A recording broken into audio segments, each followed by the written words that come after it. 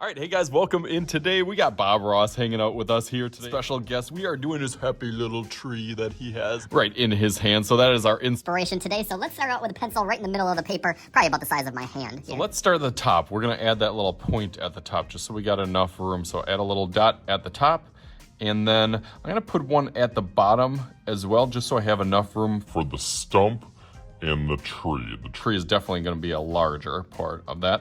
This is probably a little bit of a project for my early learners, but you can still challenge yourself and push yourself as advanced as you want. Who doesn't like Bob Ross and something related to his happy trees? Just makes me feel happy as I'm doing it. So that shape at the bottom will kind of be the bottom part of a square. We'll do for the stump down there, so almost like a U that goes down, over, and then back up.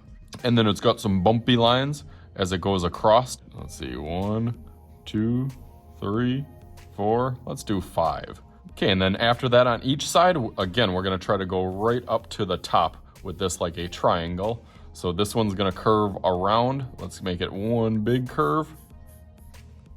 And then another one.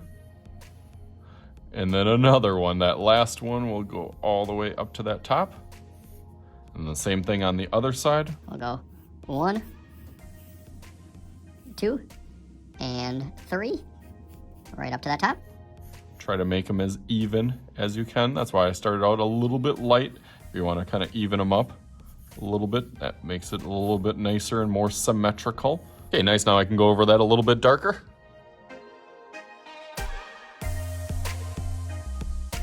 Kind of happy eyes on here. We'll make them really, really big circles right in the middle. One and another one. Ah, my pencil broke. Okay, now we're all good. I'm gonna try to do this little like half moon, little crescent moon on the inside. So let's take inside the eye, a little bit of a curve. It goes from one side all the way to the other one. And then a little circle inside there. Same thing on the other side. You can see as I make mine, everything isn't always perfect. I know I'm always gonna go over it with Sharpie, but that's why I always start out in pencil. And then we got these little stitches that go 4 of them. And those just make him the happiest little tree over here. So 1, 2, 3, and 4. And that is about it. We're gonna go through that in Sharpie, outline that real quick, and start thinking about what I'm gonna do for my background and how to make some Bob Ross special features going on in there. So let's go through that real fast.